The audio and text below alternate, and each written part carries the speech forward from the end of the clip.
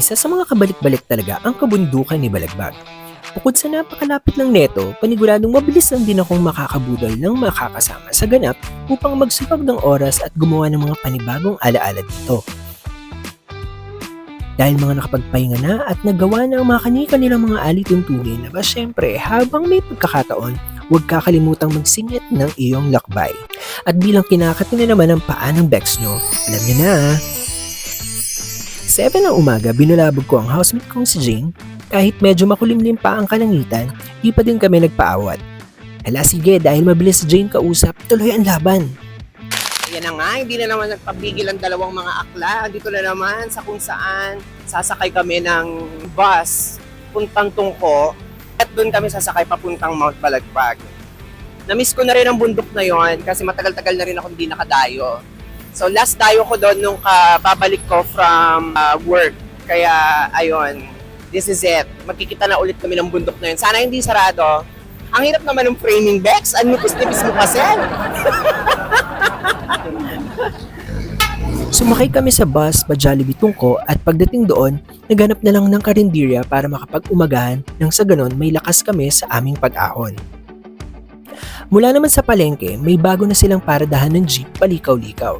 Katabi lang din ito halos ng lumang terminal. Nasa kabilang side na nga lang ito at madali mo lang naman itong matutunton. 36 pesos ang pamasahe sa jeep mula Tungko papunta namang likaw-likaw. Madibdiba naman. Akit lang ng Balagbag yan ha. O na nagmumukap pa. Malay mo may ombre. O di ba nga? Kilay pa sa akin. Kailangan buong kilay. Paano ang kilay?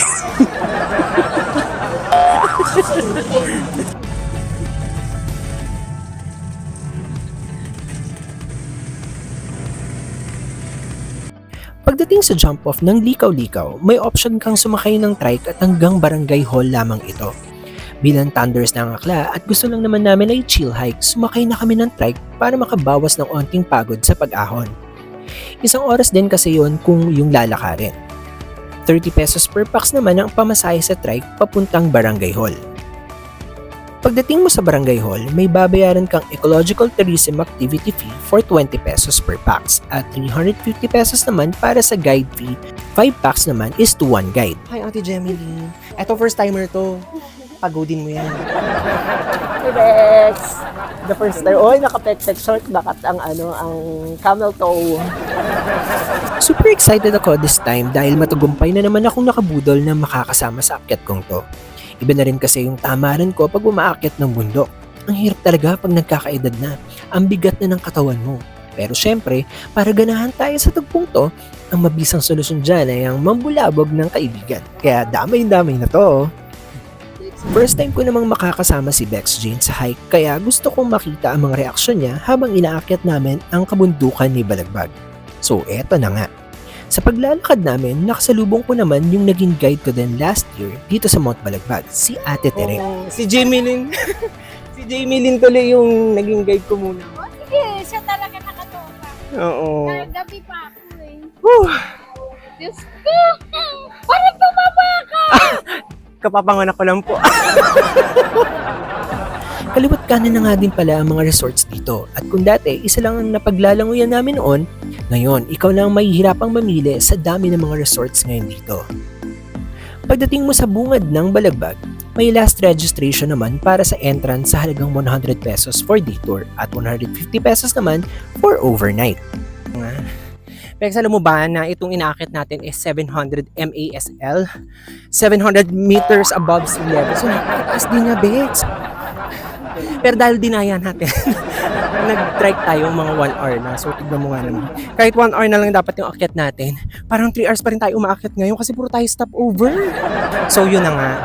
Sabi nga kanina ni ate na nakasalubong namin ng mga nag-hike, may mga chances of sea of close daw dun sa summit. So, kailangan namin maabutan ni Bex Jane yun para maganda sa picture at saka sa video. Pero parang hindi ko na kaya, Bex. Ikaw kaya mo pa? Kaya mo pa? Medyo. Kaya mo pa? Hindi na kaya. Pagdating namin sa campsite, nagpahinga lang ng onte at kumuha ng mga shots habang may view pa. At nakisiyo na lang kami kay kuya na magpaluto ng danggit at tuyo para sabay na kaming kumain dito para sa lunch. Bilang aakitin pa namin ang summit ng bundok, mga 30 minutes na hike pa mula campsite papuntang summit. Next destination, Summit! Ayan, ang puntaan namin yung summit over there. Ayan.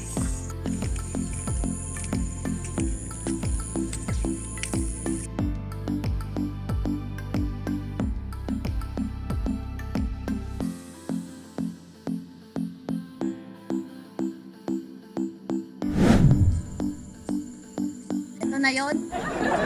Oo, bakit? Di ka ba nagagandahan? Wala na ba itataas to? Oo. Oo. Ba? Yun? Tingnan mo nga. Kulang. Pinagmamayabang mo. Tingnan mo nga kung gaano kaganda. Kulang. Kulang? Kulang. Oo, pakayabang.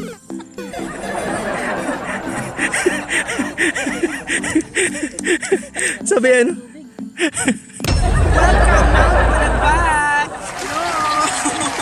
Ang lamig! Umuulan na guys, pero laban pa din. Medyo mahangin at maambon sa itaas kaya kailangan na naming bumaba agad. Mabuti na lang at may nagbagandang loob na isabay kami sa kanilang 4x4 pabalik ng campsite. What makes our ride more exciting dahil kay Kuyang Borta.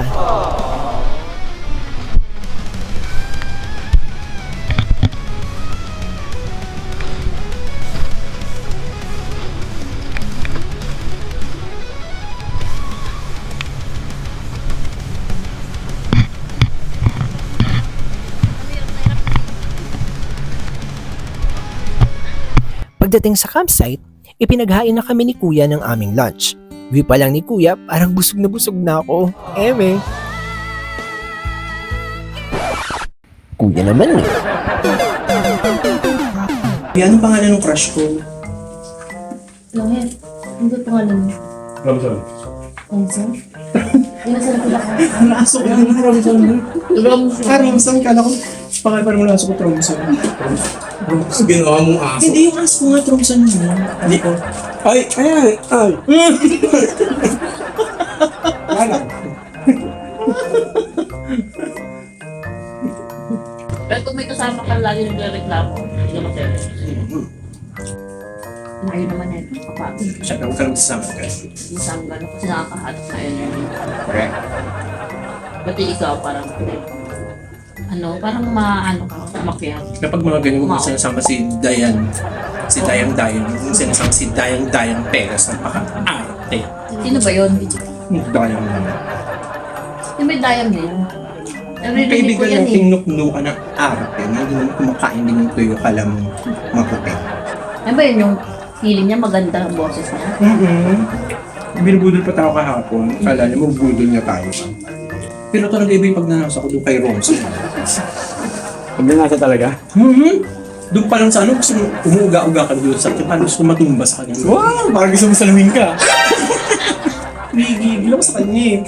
Tapos ba di papalingan ako sa kanya, yung smile, talagang hinihitian ka talaga niya, parang gustong dito daw matulog. Isa ka lang yung mabilin. Gusto na siya. Pagbalik ko may sundalo na ako, friend. Minsan tayo ng friend.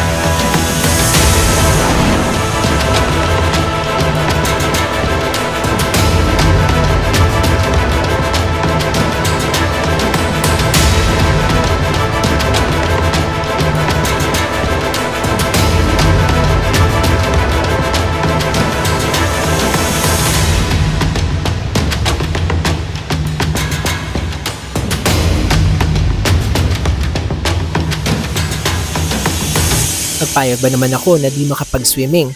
Dahil maraming options ng languyan dito, sinubukan namin ang Carillo Toilets Pool and Campsite na may entrance na 100 pesos for day tour. May mga cottages and rooms din sila dito for your overnight stay. Sa mga uuwi nga pala mula Balagbag, ang last trip ng jeep dito sa Likaw-Likaw ay hanggang 6 PM lamang.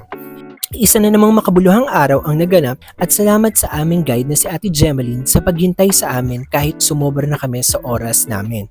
Di mo pa din kami iniwan. You the best. Ako ang inyong Bex Traveler, JB.